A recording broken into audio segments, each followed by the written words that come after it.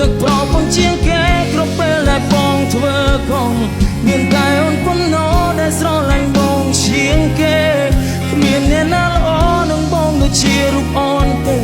សុំទោសផងមាសមេអូនជួបរឿងឈឺចត់នាងខំប្រឹងស្មោះឲ្យបងនេះខំប្រឹងកែក្បត់ប្រពន្ធដល់កំសត់ទៅនៅអូនជឿអត់ស្បើយចាប់ពីថ្ងៃនេះបងមិនធ្វើខុសទៀតឡើយអត់ទោសផងត្រានត្រាយត្រឡប់ក្រោយបានទេពេលនេះអូនហើដូចជាផ្លែនេះយាយបែបឆ្កងឆ្ក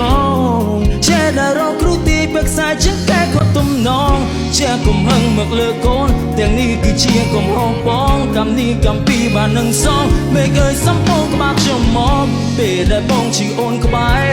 តែអាចច្របាច់នោមពេលក្លែខ្លួនឈឺបងនេះរងស្រីចំរោមថ្នាំអូនលេបអូនបានស្បោង